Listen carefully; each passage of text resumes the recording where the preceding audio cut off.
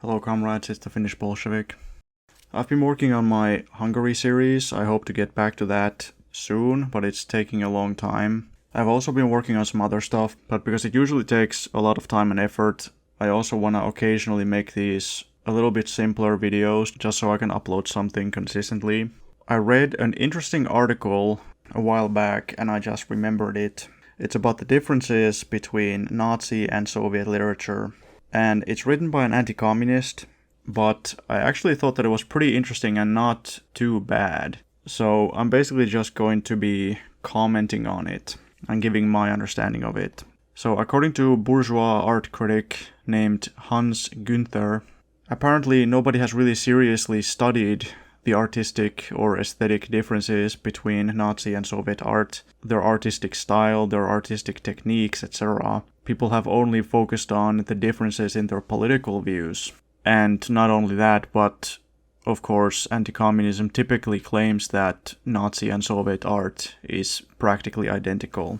Usually they point to superficial similarities such as the Soviets taking inspiration from classicism in architecture, in painting, and the Nazis also sometimes using a bastardization of classicism in some instances.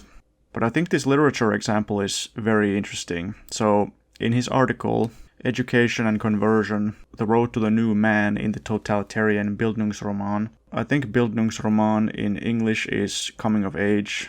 So it's a story about, usually a young character grows up, develops, he has some kind of a developmental arc. It's a story about his development. So in this article, Günther examines two examples.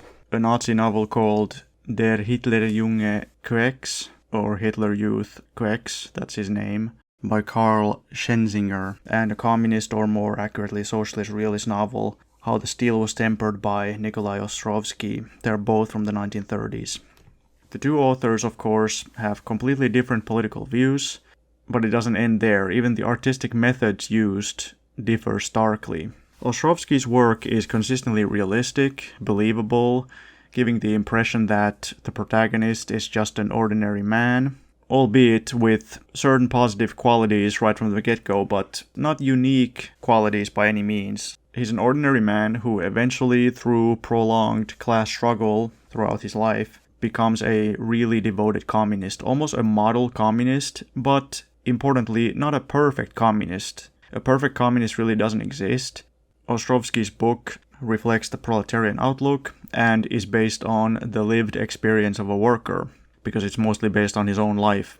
The Nazi Schenzinger's book, on the other hand, is far from realistic. It's basically a collection of one person's rather confused and emotional subjective experiences, running around doing Nazi stuff, engaging in street violence for confused and unclear reasons, which then leads to the protagonist suddenly converting to Nazism.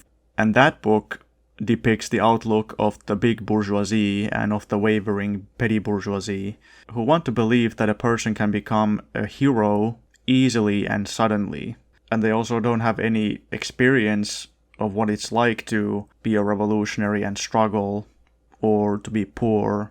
So they see it as something mystical and unexplainable. It's completely beyond their understanding. But for ordinary people, it's just their life. Schenzinger's story is a reflection of the decay of the capitalist culture, and it is also a good example of the so-called irrationalist revolt of the first half of the 20th century. While Ostrovsky's protagonist becomes class-conscious through lived experience and information that he has received repeatedly and over time, Schenzinger's protagonist becomes a Nazi because of emotional reasons. Schenzinger describes this as basically a mystical or religious act, where his protagonist somehow spiritually awakens to the fact that he is a German, he's an Aryan, blah blah blah, he feels the call of his ancestral blood, or something along those lines. And when I was reading this, it occurred to me just how deep the ideological gulf between Marxism and Nazism is, because the Nazis, they see all of these things as obviously good. They always criticize Marxism as being too scientific, too rational, that Marxism lacks spiritual values. But what they understand as spiritual values is just mysticism. They think that if you think too much, then you're lacking spirituality. That if you want some kind of rational explanation, then you're lacking spiritual values. And Nazism also, it uses equivocation. It's one of their favorite things to do, is they say that, oh, Marxism is materialistic, therefore they only want to eat and drink and whatnot, which is completely false. That's not what philosophical materialism means. And then they imply that being irrational, being mystical, somehow means that you have some kind of spiritual, some kind of higher values. They like to say that Marxism is materialistic, they have no higher values, whereas Nazism is very spiritualistic, very mystical, therefore they have higher values. But higher values are really culture, ethics, all the things that Nazism completely lacks, and all the things that Marxism has. Irrationalism is the antithesis of higher values, but, enough of that, let's get back to the point. So Günther writes, quote, Schenzinger's hero, named Heini Völker, a 15-year-old working-class boy from Berlin Moabit, is modeled on the Hitlerjunge Herbert Norkus, who died in January 1932 in a clash between Nazi and communist youth gangs. Revolting against his communist father and the red environment he is growing up in, the boy, having overcome the fear of his father and the communist youth gangs, joins the Hitler Youth Organization, takes the command of the Hitler Youth Comradeship in Moabit, and in the end he is badly wounded in a communist attack and sacrifices his life for the movement. So that's what happens in Schenzinger's book. And even though I said that story is unrealistic, I'm not saying that it can't happen. If it happens, it doesn't happen the way Schenzinger explains it, and certainly not for the reasons that Schenzinger explains it. Of course, those kinds of things do happen. Fascism does exist. Some people do become fascists. Günther continues, quote, Ostrovsky, on the other hand, who was not a professional writer, based his novel mainly on autobiographical material. Ostrovsky's hero, Pavel Korchagin, who comes from a working-class family, is forced to earn his living when still quite young. He experiences the injustice of the old system and the atrocity of the Russian Civil War, in which he fights for the Red Army and is seriously wounded. Later he becomes a member of the Communist Youth Organization and joins the party. During the period of the new economic policy and the industrialization of Russia, he fights against various deviations and enemies within, such as the workers' opposition, the Trotskyists, demoralizing effects of the new economic policy, and so on. Due to his failing health, his war wounds gradually lead to blindness and paralysis. He has to give up the fight for socialist economy. He suffers a crisis, meaning that he becomes basically very depressed from being blind and paralyzed, but recovers by writing his life story in the service of his party, unquote. And that is pretty much what happened to Ostrovsky himself. And that's one of those things that make the story realistic, that make it real. Because if he was some kind of idealized communist, then he would always be optimistic, like, yeah, Marxism's gonna win, I'm never sad or whatnot. But we understand that if you become blind and paralyzed, it's depressing. Also, because he's a revolutionary, he's an active cadre, it's very difficult for him to do nothing. Just lay there in the hospital and not do anything. It's very difficult for him. But then he realizes, okay, maybe I should write. The idea of writing eventually comes to him. And of course he can't write because he's blind, but he dictates. The drastic difference in the artistic method between the Nazi writer and the Soviet writer are evident. Ostrovsky's protagonist, Korchagin, becomes class-conscious and a tenacious fighter only very gradually over a period of 15 years. That's how long the story takes, from before World War I into the new economic policy. The story is realistic, as it is based on Ostrovsky's actual life. Korchagin, throughout the book and throughout many years, meets communists who teach him about the class struggle, and then through his own experience, he eventually sees that the communists are right. And that is a story that has happened to countless workers in the world and continues to happen to countless people in the world. So he doesn't only read books, he doesn't only learn information, he does receive the information, so somebody does teach him. He meets various revolutionaries and other workers all the time who teach him things.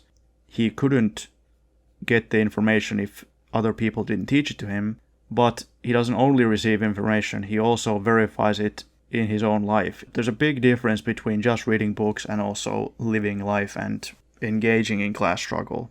Both are required.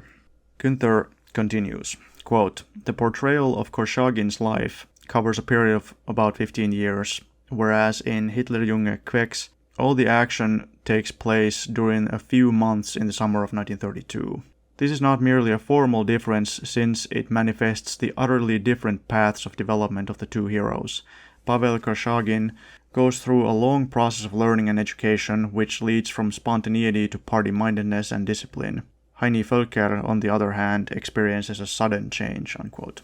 And he explains further about the irrationalism exhibited in the Nazi novel, quote, whereas Pavel Korchagin's development can be described as permanently moving upward, Heini Völker seems to experience an immediate conversion, which becomes the starting point of a radical change in his life. I will quote at some length a passage in which he leaves the camp of his Red Gang at night and runs towards a fire of the Hitler Youth. Quote, "It was a fire, there behind the hill. Distant singing could be heard from over there, just audible. A mere wave, it came, faded away and came back. What was going on behind that hill? He felt a vague longing. As he was leaving the camp, his steps became quicker and quicker through the forest towards the shining light of the fire. Not for a second did he think about what he was doing.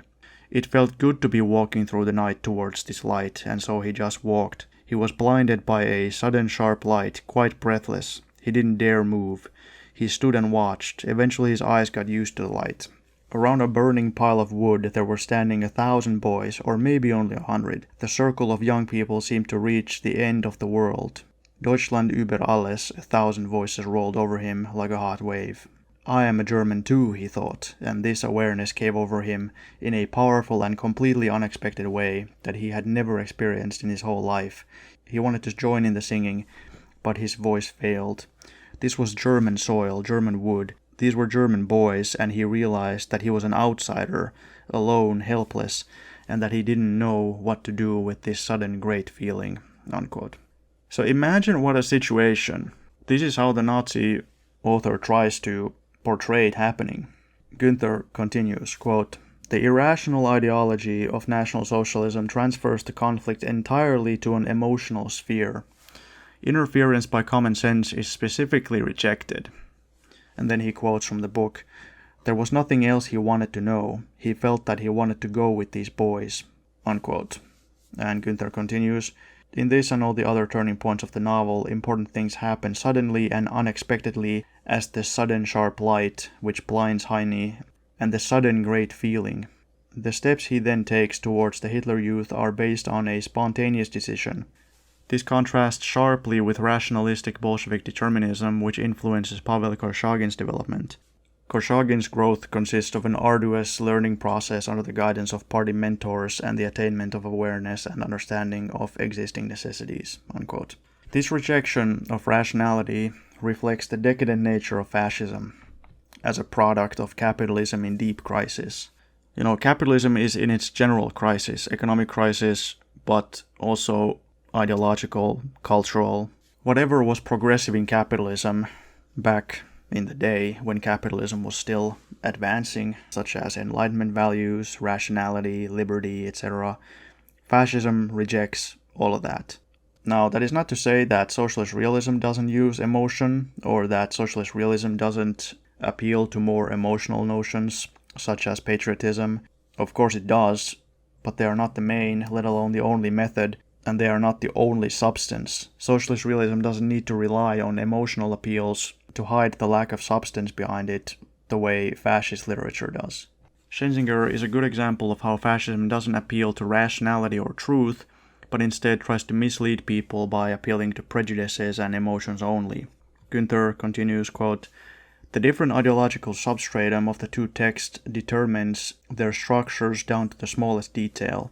We have therefore two fundamentally different modes of narration, whereas in How the Steel Was Tempered, the omniscient narrator introduces superior insights and evaluations.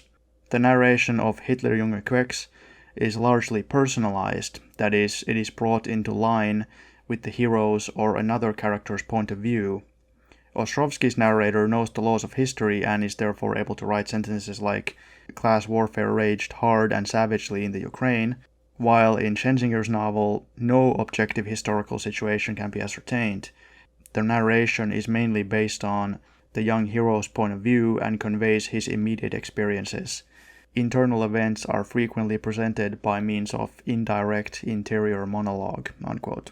So How the Steel Was Tempered has a more typical narrator, whereas in the Nazi novel, it's all first person and subjective. It's the one guy's, and sometimes other characters, but mainly the one guy's subjective experience.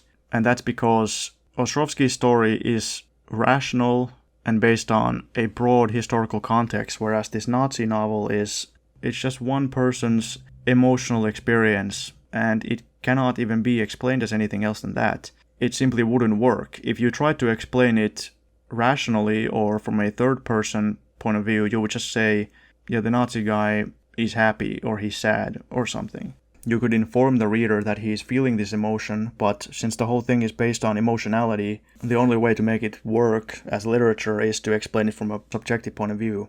Despite the apparent conservatism and regressive nature of fascism, and, fascism always claims to be traditional, yada yada, Schenzinger's book is basically a modernist piece of work that is the product of late capitalist decadence, and not any kind of return to classical literature. Quote, choosing a point of view inside the hero and other characters emphasizes the experiential and emotional quality of the events. Thus, Schenzinger's novel appears to be more modern than Ostrovsky's with its didactic, omniscient narrative mode, unquote. Didactic means that it's educational, that the narrator says, like, this is what he should do and this is what he shouldn't do. The narration in Ostrovsky doesn't leave it up to the subjective emotional experience, it just says it like it is. Ostrovsky writes socialist realism. He takes what is valuable in previous realism, bourgeois critical realism, that is, its truthfulness and critical nature, something like Charles Dickens, for instance, and he develops it further. So socialist realism not only accurately understands and criticizes reality, but also gives a program for the future. It doesn't only criticize, but it says what we're supposed to do, based on that truthful understanding. But Schenzinger, on the other hand, he loses whatever was good in classic literature, its truthful and rational character. Schenzinger's book tries to manipulate through subliminal brainwashing. This is what Günther says, quote, there's an obvious contrast between the openly biased judgments and ideological didactics in socialist realist works on the one hand, and indirect and subliminal judgments in the National Socialist novel on the other. In How the Steel Was Tempered, the following is said about the sailor Zukrai. Quote, that evening he spoke a lot about the Bolsheviks, about Lenin, and helped them to understand what was happening. Unquote. In Hitlerjunge Quecks, all political and ideological aspects are removed and played down, unquote, in order to make it into a purely personal, emotional experience. To hide the fact that there's no substance, to make it somehow more personal, because it wants to only appeal on emotional grounds and not on substantive grounds. And the Nazi novel even openly discourages thinking. One of the characters, quote, for instance, concludes his statement about the so-called natural community of the nation and the purity of the blood with the following words, you just got to feel it. There's no point in all this blithering, unquote.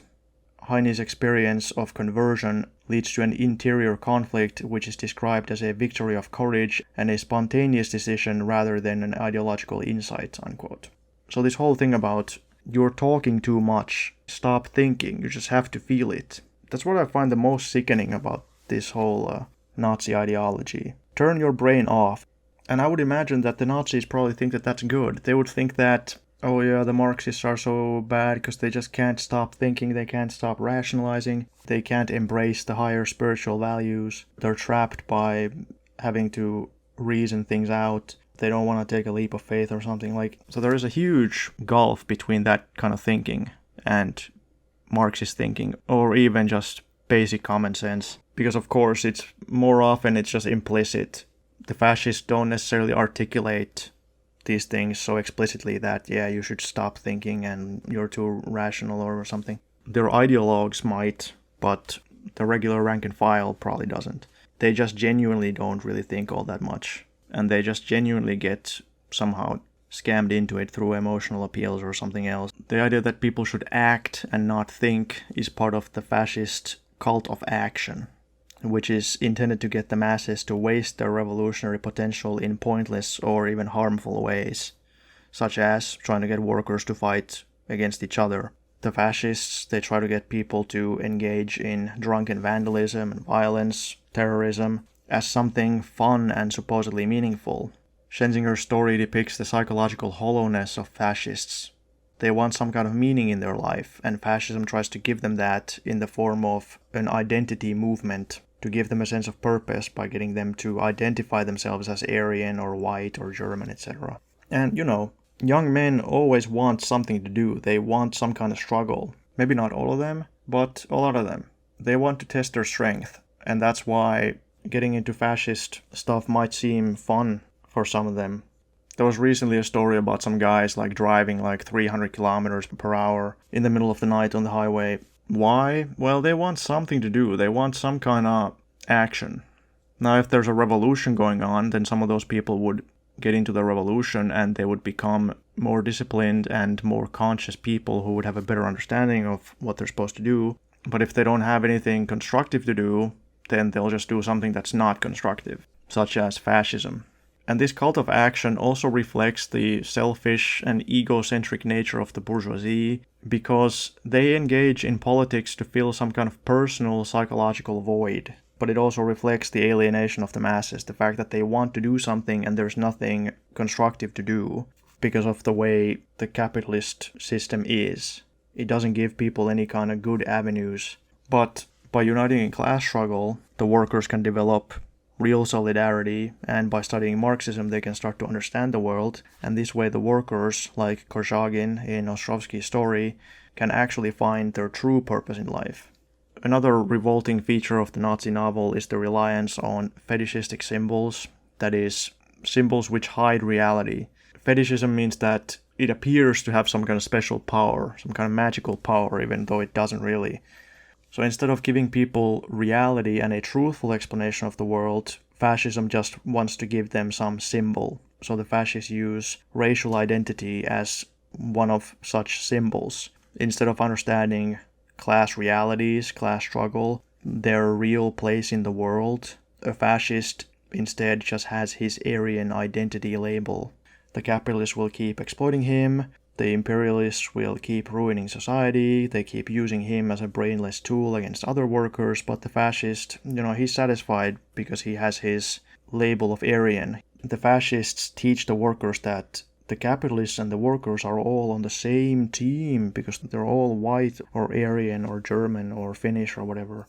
They're all working for the same state interest or something. So they can cling to that identity label that, oh yeah, it's capitalism, well, no problem, it's Aryan capitalism, so it's all good. Günther continues, quote, "In the National Socialist novel, direct ideological discourse is often replaced by fetishist symbols. Uniforms especially play an important role. The group leader informs Heini Völker about their significance. He says, a uniform is not an ornament or a showpiece, my boy. It is the dress of the community, the comradeship, the idea, the integration. It gives everyone the same and demands the same from everyone. Everyone who wears such a uniform no longer has a free will. He only has to obey," unquote. Now, this is quite an ironic statement because the fascist uniform obviously doesn't really make people equal. At best, the last part of the quote is true, so the fact that they have no free will. The foot soldiers, though not the commanders, but the regular grunts who wear the uniform, yeah, they must only obey. They do not get to have free will. They are told to fight on behalf of the capitalists, and then they just gotta do it because they're told to. And this is another way that fascism tries to make people stop thinking and to only obey. What kind of sense does it make anyway?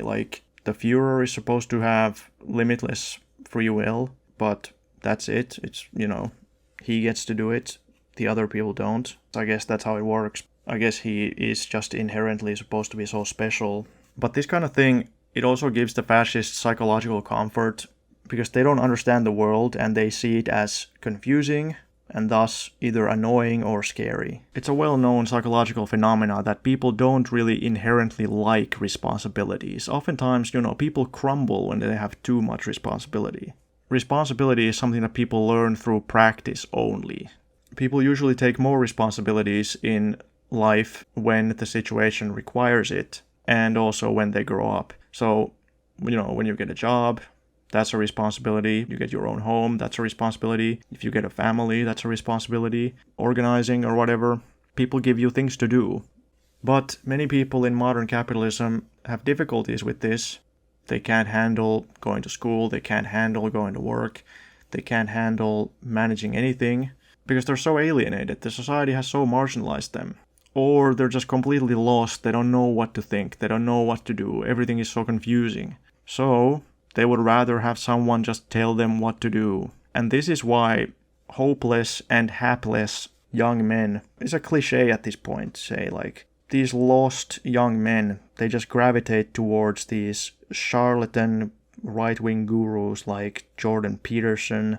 Well, he's kind of old news, but there's these right-wing gurus who tell you what to do. And this admiration of uniforms is also a way to give people with some kind of inferiority complex a sense of self-importance. My opinion is that a person gains self-confidence when they do something, when they engage in work, class struggle, other constructive activity, which take time and effort. If they struggle and then they achieve something, they get self-confidence. And yeah, the fact that people don't have any self-confidence, they have bad self-esteem, they can't do anything, they can't take responsibility for anything, it's extremely widespread. But Schenzinger tries to appeal to people who see themselves as failures in life, who cannot do anything, and who want some kind of quick fix, an easy solution. Jordan Peterson tells you, clean your room, it's going to solve your problems.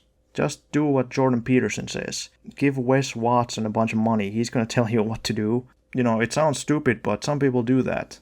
In the case of this Nazi guy, he says, get a uniform, you instantly somehow become important. You get a Hitlerjugend uniform, you'll find meaning. People go on to spiritual retreats, they do drugs to find meaning in life. Well, here's another drug for you, do some of this. Or maybe you're lonely. Well, no worries, you'll find lots of friends if you just join the Hitler Youth, right? Well, that's what this book is claiming. And even becoming a Nazi hero, it's all quick and easy. You can just do it. It doesn't require years of class struggle, it doesn't require any education, it doesn't require any thinking or work or anything. You just do it. Just like that. That's the message of this Nazi book. And I'm not being elitist either. Somebody might think oh, well, you're telling people that they have to study or read or understand or think about stuff or work or do class struggle. Yeah, but everybody can do it. Everybody has the capacity to think. Everybody has the capacity to do things. Some people are so marginalized from society that it's difficult for them to work a normal job or something. But everybody can work to the best of their ability. And everybody can study to the best of their ability. Start small, but as long as you do at least a little bit, then it's progress. But this idea that you'll just find some kind of magic quick fix, and especially by becoming Nazi, is just not correct. Günther explains more about the cult of action.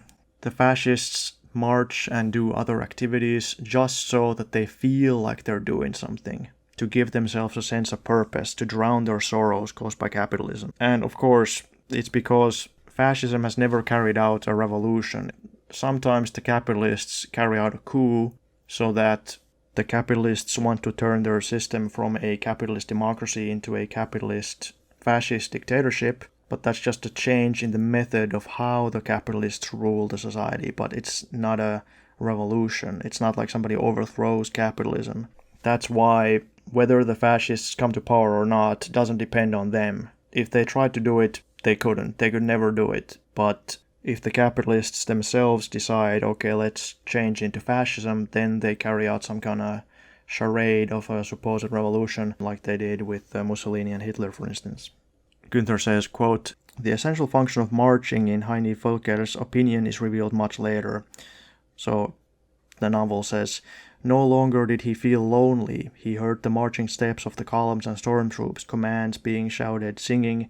He saw endless platoons marching and masses of people moving, arriving from all directions. They all pressed and pushed forward towards the one goal. He saw the flag, the goal, unquote. So he's not lonely anymore. Günther continues, quote, Klaus von Dung is right when he describes the constant mindless and restless movement of National Socialism as an end in itself. Since there are no concrete goals in evidence, the permanent movement is given an irrational, ecstatic character. The novel says that Heine wanted orders, wanted to obey. Heine's submission to the movement bears typical features of the authoritarian masochist character with its endeavor to escape his unbearable feeling of aloneness and powerlessness." Unquote. So the fascist protagonist is actually quite a pitiful character. He's basically the predecessor to the modern day incel and, Columbine types of guys. And it is also noteworthy that although the fascist protagonist eventually dies and is presented as a heroic martyr, he isn't sacrificing himself for the good of the world or anything. He doesn't want to serve the people, he doesn't want to serve the class or even the nation. He only wants something for himself. He wants meaning. That's what makes it really modernist. The actual plot is essentially about a lonely and sad young guy who just dies needlessly doing something, but he doesn't understand what it is or why he's doing it. Dying for a cause is of course in a way admirable, but if some guy just joins a movement for very bad or non-existent reasons and then almost immediately dies, that's not the same kind of sacrifice, because the death of this Nazi guy is so pointless. It's not only that he's doing it for bad reasons, maybe even evil reasons, but I think mostly just kind of without reason, and then without achieving anything. It's also pointless. I guess that's what I'm trying to say. It's just all so pointless. Günther says, quote, "I would like to mention the distinctive flag cult in Schenzinger's novel. The flag is highly charged with symbolism, since it can stand for a number of other mythical symbols such as fire, sun, or blood." Unquote. And both the Nazi and communist flags in the book are given nearly magical significance, so they are fetishes. People have died for the red flag, but they don't die for just the red cloth, it's more than the flag itself. World War II wasn't fought about flags, but in the Nazi novel, it makes it seem like the flag is the most important thing, the flag itself, not the people it represents. The people can die, but the flag remains, and that's cool. Not that the flag represents the people. So this is what Günther says, quote, "In the end, the fight for the flags between the political enemies is of fateful importance for Heine Völker. In an act of retribution for removing a communist flag, Koex receives fatal wounds. This passage demonstrates the connection between the flag cult and the Nazi myth of blood and honor, and emphasizes the fetishist significance of the flag. It stands for the empty goal of the movement." When he's asked what he's fighting for, all Heine Völker can reply is, "We are fighting for a flag," unquote. To me, that is maybe the most sickening part. Why? What's the point of all this? Why is he acting like this? And all he can say is, he points to a symbol, to an identity. And that's what all chauvinists do. They say, our flag is better than anybody else's flag. And somebody asks, well, why? What's so special about you? And they just say, well, it's our flag. There's no difference. It's just because it's ours, it's better. Günther continues, quote, "In Ostrovsky's novel, the dull fetishist symbolism of Nazism is replaced by a directly didactic propagation of ideal virtues, as well as political and ideological standards, which clearly derive from the progressive and emancipatory tradition of Marxist thinking. Contrary to the National Socialist text, which is based on emotional appeals, we encounter here a distinctly educational intention. The development of the young hero involves a number of exemplary conflicts. Every conflict he withstands leads to an ideal virtue that is often mentioned explicitly."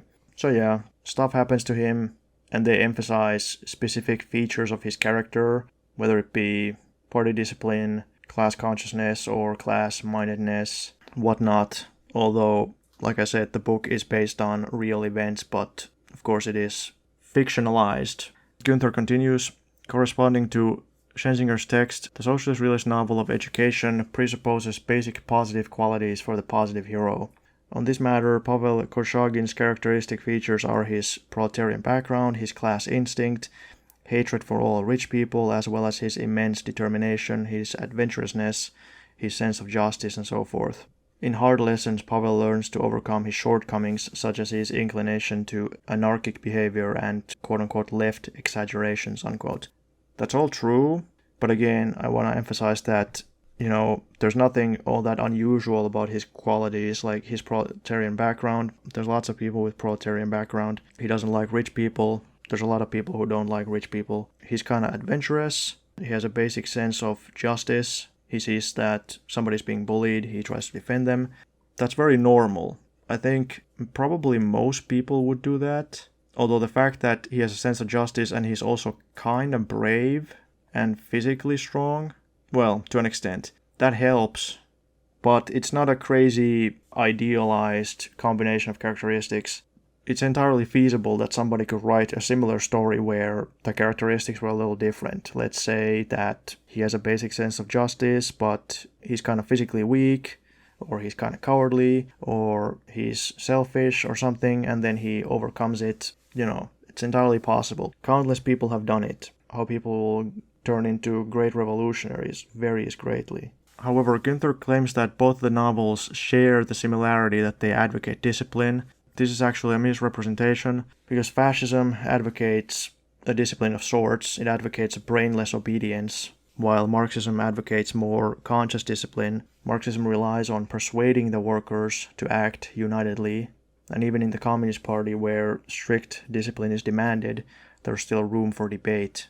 Communism understands that people can act together if they understand why, and if they genuinely agree with the party line, rather than because they are told to stop thinking and stop talking and just follow orders. So it's not justified to just label them both as discipline. Günther says, quote, "It is a well-known fact that the motif of ideological immortality played a crucial role in both the National Socialist and the Stalinist culture. On closer examination, however, a fundamental difference between the martyrdoms of Ostrovsky/Korchagin and Hitlerjunge Norkus/Quex can be found. The death of Quex bears typical features of a ritual sacrifice," unquote. While Quex's death is a single, sudden, and rather pointless sacrifice, Korchagin's life is a lifelong career dedicated to serving the masses. He sacrifices his time, his effort, and finally his health and his life. Though this doesn't make him into some kind of superhuman or saint, despite Günther trying to describe him like that, it only makes him kind of a model communist. But he's really just a model for every regular person. And, I say that Korchagin is sacrificing his time, his effort, and his life and whatnot, but he's not giving up a happy life and sacrificing it for the greater good. It's not as simplistic as that. He simply lives a communist life. He spends his time doing communist work, he puts his effort into it, he fights in the civil war, and he eventually dies as a communist. But this shouldn't be seen as a choice between personal happiness or a heroic life as a communist. Instead, a communist finds more happiness in class solidarity and fighting for the good of the people than he would if he was just living a purely selfish life. Happiness and class struggle cannot be completely separated. In capitalism, the people live in misery, but if they try to engage in escapism, drinking, partying, trying to be lazy, engaging in entertainment all day long and nothing else, or becoming religious or a fascist, they will not help their class, but they will also probably not really be happy either. Even rich people in capitalism are often unhappy and engage in large-scale drug use and often suffer from serious mental problems. And this is because their lives are empty and meaningless or downright evil, and on some level they often know it. Nobody likes to live in poverty, but accepting reality and then engaging in struggle to improve people's lives is better and gives people more happiness than if they just try to fill the void with some stupid BS. So my point is that Korchagin, his life was hard, but it was also meaningful. He wasn't doing it for himself, he was doing it for the people, but it was not an act of total self-negation or something. Then Günther says, quote, "The personalized mode of narration in the National Socialist novel results in an emotionalization and a depolitization, in contrast to the socialist realist novel where an omniscient narrator presents a comprehensive view of history in which he embeds the plot's characters. In the National Socialist novel, ideological discourse is replaced by fetish symbols and secondary virtues, whereas the educational party-mindedness of the socialist realist novel is never concealed," unquote. Yeah, I think that's pretty interesting. Völker's story takes place in a couple months because, there can't be a historical context in mere months usually. But of course also that if it's supposed to be like a realistic, rational or development of somebody's consciousness, then it takes a long time. But if it's just a random emotional, spontaneous action, then it has to happen quickly. Then at the end, Günther discusses what he sees as common features of what he calls totalitarian literature. So he identifies the following supposedly shared features between these two novels. He says that the first of them is black and white thinking, or us versus them thinking. He says, quote, "In the socialist realism of the Stalin period, the black and white scheme, which is one of the basic features of authoritarian thinking, was called partynost, or party-mindedness. A National Socialist counterpart of this term does not exist, probably because party-mindedness implies a conscious judgment. National Socialism, however, propagated an instinctive and emotional way of reaching so-called decisions. It already exists in the depth of the racial soul and needs only to be awakened by the movement," unquote. I think that's pretty interesting, how they can't have party-mindedness because they don't have mind. I guess race instinct would be the Nazi version of class conscious or party-mindedness. But yeah, sure, why not? I don't think it's so crazy to have like this us versus them mentality that, yeah, there's reactionaries and then there's progressive people. I understand why purely entertainment literature doesn't have this kind of thing, and I also understand why bourgeois individualist literature doesn't have this, because it's not about politics. Or even if it was, I guess bourgeois literature typically sees itself as being non-ideological, so that's why they think that there's no us versus them. Then the second feature he points out is the supposed voluntarism. So in fascism, this is called the triumph of the will. Fascism claims that they can do anything because God or the racial spirit or some other delusions are on their side. Günther points out that Stalin once said that there are no fortresses the Bolsheviks can't storm, and he says that this is an example of Bolshevik voluntarism. But that quote is taken out of context and its meaning is distorted, because really, according to Marxism, yes, the people make history, and yes, the victory of communism is inevitable, but that is because of material realities and scientific laws. It's not because the communists just will it to be so. Communists cannot do whatever they want. Their options are always limited by really existing conditions, and both their victories and defeats depend on how successfully they operate within those limits. Yes, the collapse of capitalism is inevitable, but how, with what cost, and how soon it happens depends entirely on the situation and how the different sides operate. I don't know, it's just quite a stretch to try to say that communism is voluntarist. Like, I don't understand how capitalists, at the same time, they always try to argue that communism is so like ultra-deterministic, but also it's somehow voluntarist. And Günther writes, quote, "Despite different backgrounds in terms of generic history and ideology, the National Socialist novel of conversion and the Stalinist novel of education converge at 2 points. Both novels trivialize the genre in a stereotypic way, and even more important, they pervert the idea of development.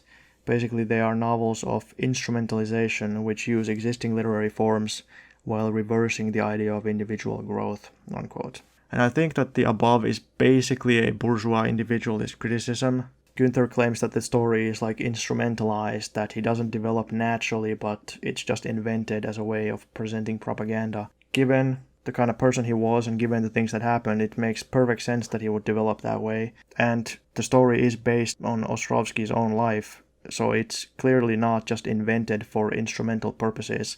I guess Günther has a problem with the very idea of socialist realism. He doesn't like the fact that it has a message, that it has a socialist message. He thinks that it's all propaganda, and he would rather it not be a political book that's trying to convey a political message. That's his opinion as a bourgeois intellectual. He would think that, of course.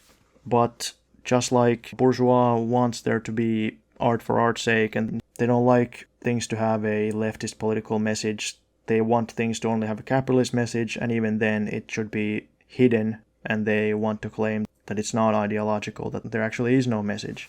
It actually isn't capitalist, it's just neutral.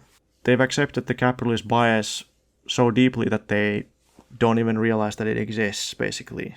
Capitalism to them seems so normal that they don't even realize it. So I don't think it's a problem that Ostrovsky's book has a conscious and deliberate political message. I think it should have a conscious and deliberate political message. So that's not a criticism, that's actually a positive. It would only be a problem if it was somehow very unnatural, if the story just clearly wasn't developing because of any realistic or normal development, but it was just very steered artificially just to reach a certain political conclusion, yeah, then it would be badly written. But it's not like that. And of course it isn't, because it's based on Ostrovsky's own actual life. So the question really is, if lived experience, his life, demonstrates the truth of Marxism, which Günther of course doesn't see as the truth of Marxism but as merely propaganda of Marxism, but if the real life demonstrates it, then shouldn't we just accept Marxism rather than trying to deny it and say like, no, reality is wrong, your life is wrong, really, why would we deny it?